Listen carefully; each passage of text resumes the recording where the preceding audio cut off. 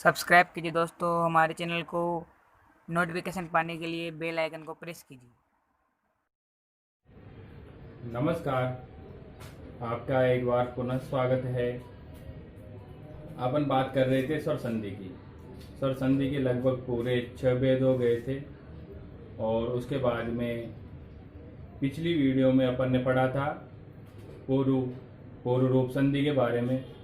अब अगली संधि लेते हैं पररूप संधि। पररूप संधि में क्या होता है ये मैंने आपको पिछली वीडियो में भी बताया था। किस प्रकार बताया था एक बार आप उसे याद करें। मैंने ह्रस्व के बारे में बताया था कि इस को अगर पूर्व में मिलाते हैं तो पूर्व रूप संधि, इस को पर में मिलाते हैं तो फिर पररूप संधि। ये दोनों संधियों को मैंने आप लोगों को समझा दिया था। अब पररूप संधि की परिभाषा की बात करते हैं।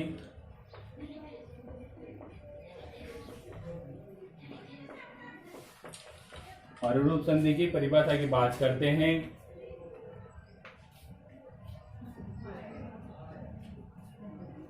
इसके बारे में तो आप लोगों को समझने में आ ही गया। अब परिभाषा में क्या कहा गया है, पररूप संधि की परिभाषा में कहा गया है कि यदि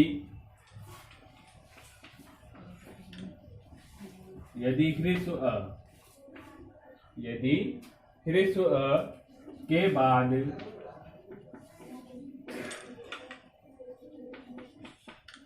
ए ओ हो तो, यदि ह्रस्व अ के बाद ए ओ हो तो उस आकार का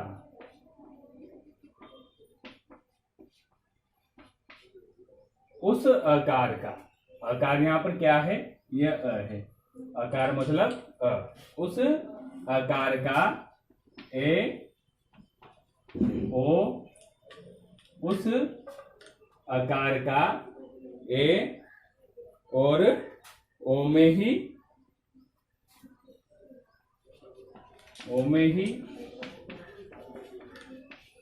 जाकर वह आकार ए ओ में ही जाकर मिल जाता है। कहाँ मिलता है? ए ओ में जाकर, ए ओ में जाकर के ही मिलता है। इसे नोट कर लीजिए। यहाँ तक समझने में आ गया आप लोगों को कि यदि ह्रस्व अ के बाद में ए ओ हो तो वह आकार, वह कौन सा आकार? ये वाला आकार। वह आकार ए ओ में ही जाकर के मिल जाता है, यानी पूर्व रूप हो जाता है आकार का। अर्थात आगे लिखो, अर्थात आकार का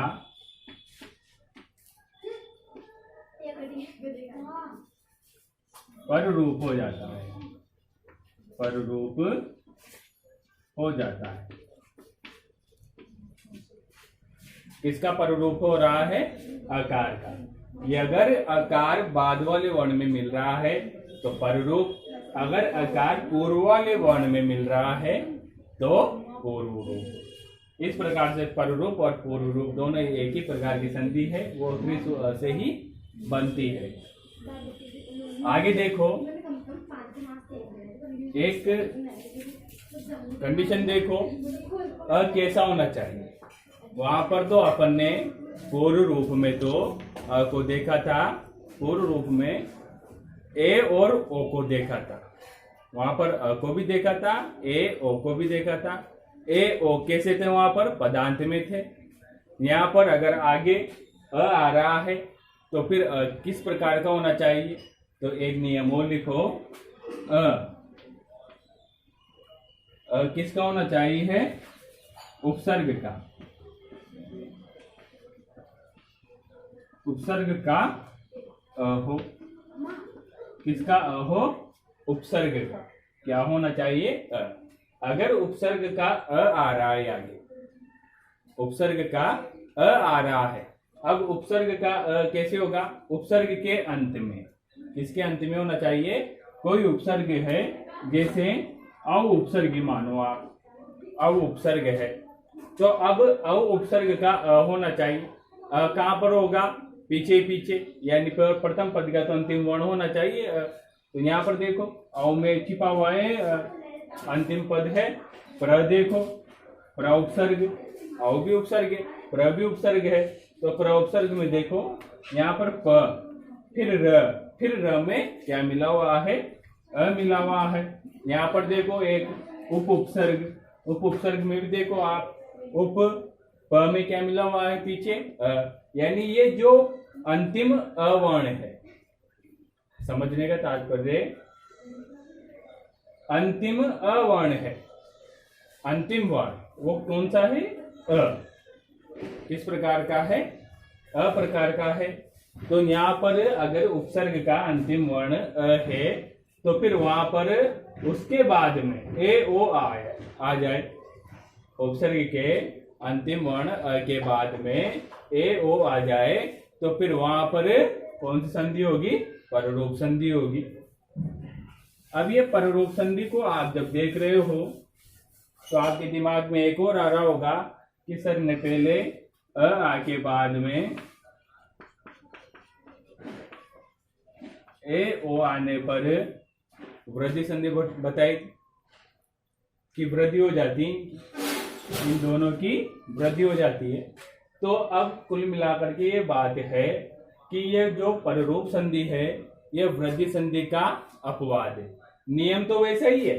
अब ये के बाद में ए आ जाए, अपन ने वृद्धि संधि में पढ़ा था, अगर के बाद में ए आ जाए तो फिर इसका वृद्धि हो जाएगा, ये बड़े ए में बदल जाएगा। अगर के बाद में ओ आ जाए तो फिर ये इसकी वृद्धि होकर के इस ओ में बदल जाएगी।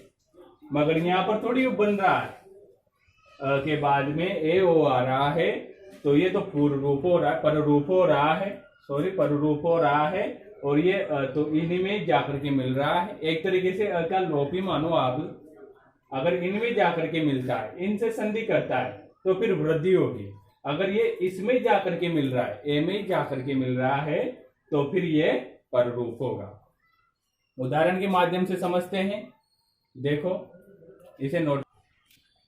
अब यहाँ पर देखते हैं, दोनों संधियों को एक साथ ले लेते हैं, आपकी वृद्धि संधि की पुनरावृत्ति हो जाएगी और पररूप भी समझने में आ जाएगी। क्योंकि आप जैसे ही उस वीडियो को देखोगे, पहले वाली वीडियो को, तो ये नियम भी उसी में ही है और ये इस प्रकार का नियम उसमें है और वे उसके जैसा यहाँ पर बोल रहे हैं।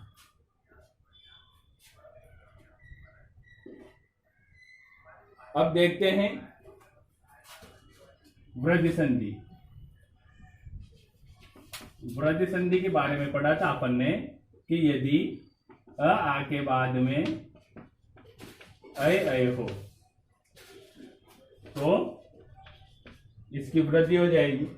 यहां पर भी देखो अ आ के बाद में ओ औ हो तो इसकी भी वृद्धि हो जाएगी। बन क्या रहा है दोनों से?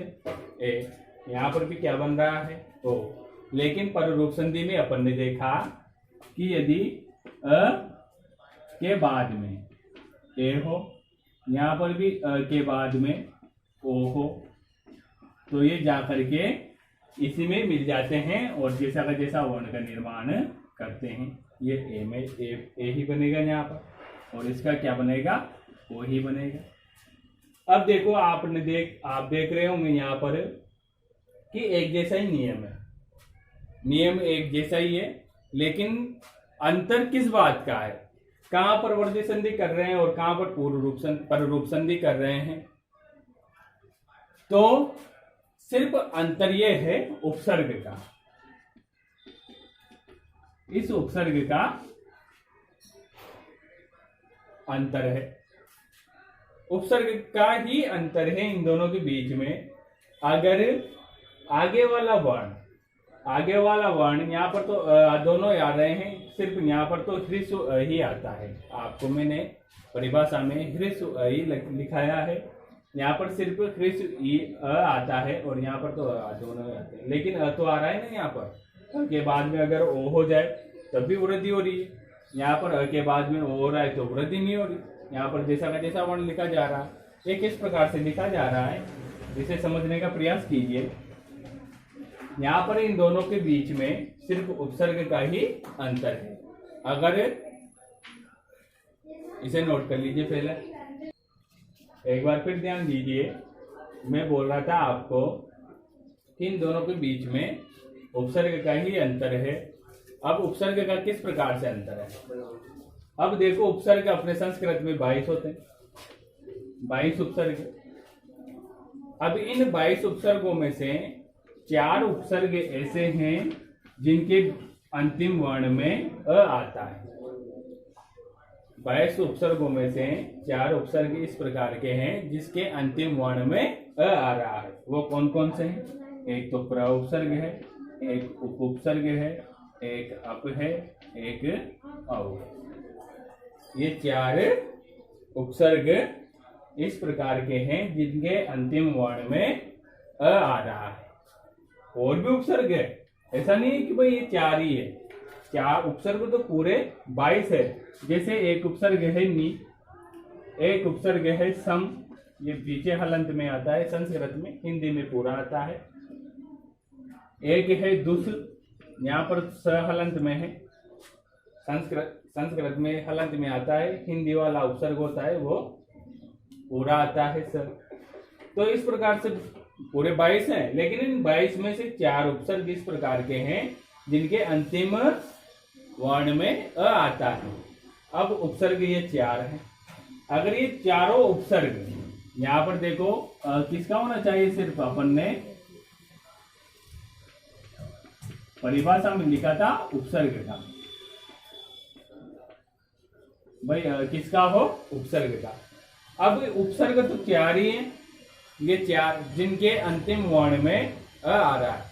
तो अपन एक बार ये कह सकते हैं कि इन चारों उपसर्ग के बाद में ए और ओ आ जाए, ए और ओ आ जाए। इन चारों उपसर्गों के बाद में ए और ओ आ जाए तो फिर वहां पर कौन सी संधि होगी? पररूप संधि होगी। कौन सी संधि होगी?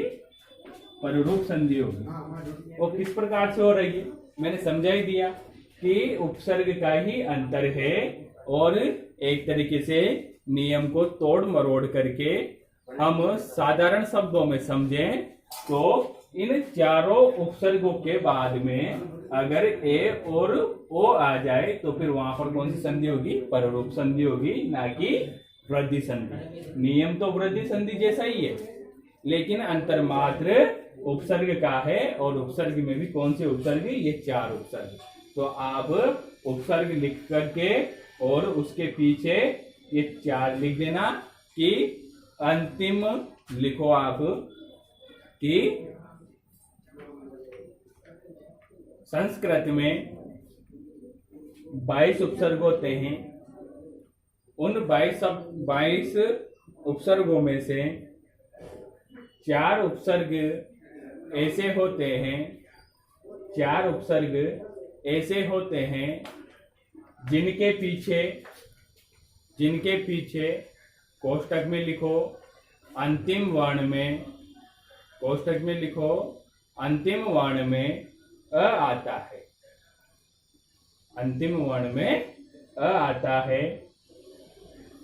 एरो का चिन्ह लगाओ और ये 4 उपसर्ग उसके पीछे लिख दो। प्र, उप, अप, औ। प्र, उप, औ, अप और औ, ये 4 उपसर्ग है। लिख लिए। उस नियम को लिखने के बाद में अपन उदाहरण की तरफ चलते हैं, और उदाहरण में प्रथम उदाहरण है प्र प्लस एदिते। प्र प्लस एदिते बराबर प्रेदिते होता है। अगर आपको सीधा एक बनाना आ रहा है तो आप इसके पीछे सीधे लिख दो प्रेदिते। अगर आपको सीधा बनाना आ रहा है तो इसके पीछे सीधे लिख दो प्रेदिते। अब ये प्रेदिते किस प्रकार से आया? कुछ बच्चों के समझने में नहीं आया होगा ये प्रेदिते किस प्रकार से आया। तो अब प्रेदिते को देखते हैं किस प्रकार से लेकर के आए अपन। इसका पद विश्लेषण करते हैं। प्रथम वर्ण है प्र, तो प, फिर प्र। आप बोल करके देखो प्र, तो बीच में र आया हुआ है, ये र आ गया। अब प्र, अब इसके पीछे हलंत तो लगा नहीं हुआ। अगर हलंत लग नहीं रहा तो यहाँ पर अ आया हुआ है भाई, और दूसरी मात्रा तो आई नहीं। यहाँ पर प्र होता तो फिर आता अंतिम वर्ण। यहाँ पर सिर्फ प्र है यानी अ ही मिला हुआ है, तो ये अंतिम वर्ण देखो क्या बना, इसका बचा अंतिम वर्ण स्पष्ट रूप से दिखाई दिया। प्र में पद विश्लेषण कर ही दिया अपन ने। अब इस अंतिम वर्ण के पीछे क्या हुआ, आ रहा है, ए आ रहा हुआ है, आ रहा है। प्रथम वर्ण देख ली, स्पष्ट रूप से दिखाई दे रहा। पीछे क्या है, जते। अ और ए, नियम देखो, यदि अ आके बाद में ए ओ ए औ आ जाए तो फिर उनकी वृद्धि हो जाती, तो वृद्धि संधि भी हो रही है। मगर उपसर्ग युक्त अ का, उपसर्ग युक्त अ हो तो फिर उसकी कौन सी संधि होगी, पररूप संधि होगी। तो ये एक प्र क्या है, उपसर्ग है। उन 22 उपसर्गों में से प्र भी एक क्या है, उपसर्ग है। इसीलिए ये किसका अ है, उपसर्ग का अ है, यानी ये तो प्र का अ है ना, तो प्र एक उपसर्ग है, तो क्या हुआ, प्र का अ है, यानी उपसर्ग का अंतिम वर्ण अ है। इसीलिए यहाँ पर पररूप संधि हो करके ये वाला अ इस ए में ही मिल जाता है, ये मिल जाता है। आप कुल मिलाकर के ये बात है कि अ का लोप हो जाए या इसमें मिल जाए, दोनों बात एक ही है, क्योंकि फिर ए में मिलने के बाद में इस अ का कोई औचित्य नहीं रहता, इससे कोई दूसरा वर्ण नहीं बन रहा। ये तो इसी में मिल गया, अब ये इसमें मिलने के बाद में बचा क्या, ए तो बचेगा, क्योंकि तो इसी में मिल रहा है ना। मिलने के बाद में कोई वर्ण चेंज हुआ ही नहीं, तो ए का ए आ गया। लेकिन ये यहाँ से तो निकल गया, तो इसमें मिलने के बाद में ए बन गया, जैसा का जैसा ये आ गया ए। तो यहाँ पर अब अ नहीं है, अ यहाँ से हट गया और ये आपके प और र, ये वो दो वर्ण बचे इधर। अब पीछे क्या है, जते। ए के बाद में क्या है, जते। यहाँ पर आप एक बार और ध्यान दो, किस में मिल जाता है, ए में, यानी इसी के साथ इसी में ही समाहित हो जाता है ए में। अगर आप ध्यान दो कि ये लोटा है, अभी इस लोटे में जल को डालोगे तो अब दिखेगा तो सिर्फ ये लोटा है, जल थोड़ी दिख रहा है अपन को। तो जल तो किस में समाहित हो गया, लोटे में हो गया।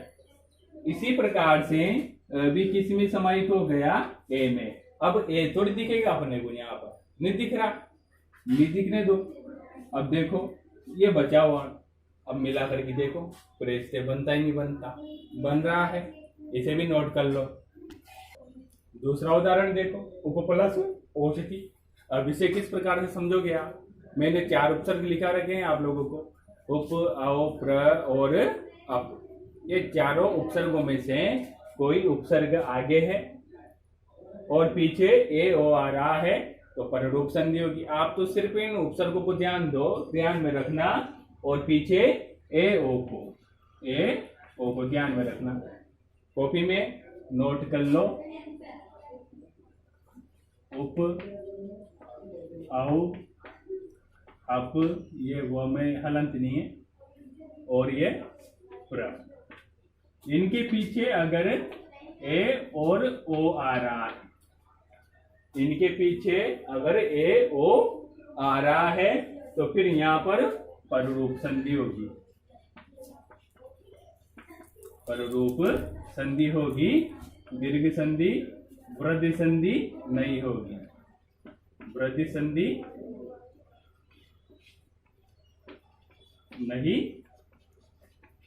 होगी।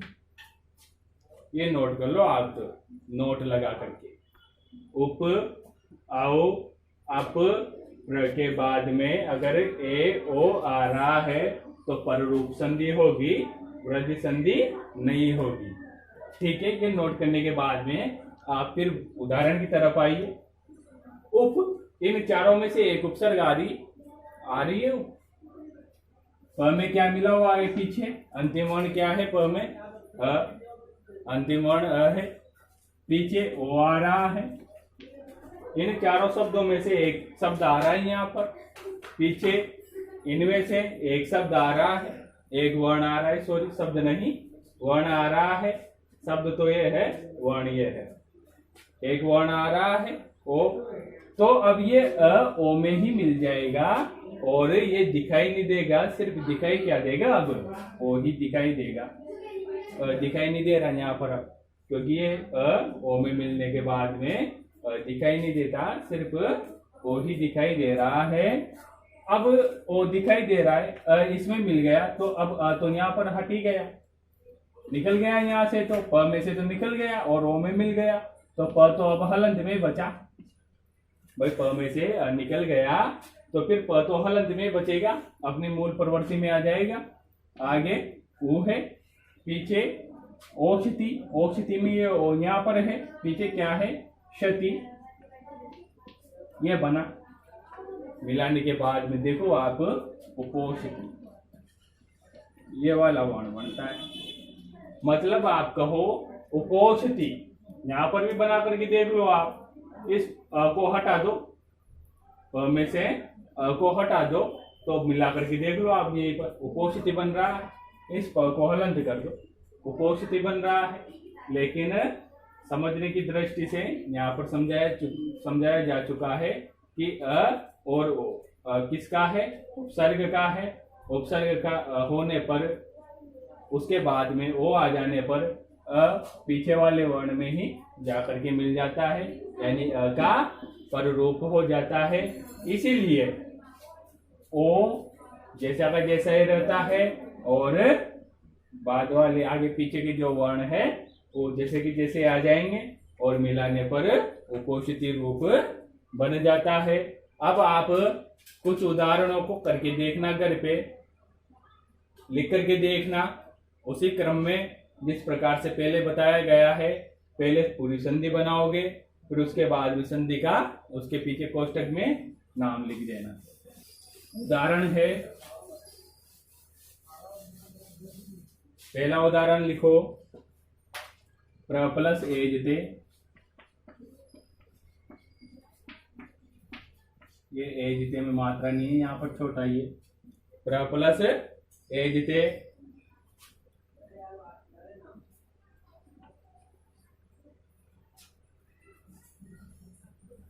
औ प्लस एजते,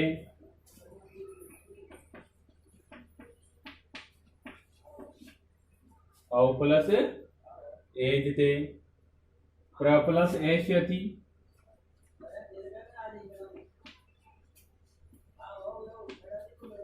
ये इंपॉर्टेंट उदाहरण है, अधिकतर परीक्षा में यही पूछे जाते हैं। इन्हें नोट कर लो और उसी प्रकार लिखना जिस प्रकार से पहले लिख रहे हैं। धन्यवाद।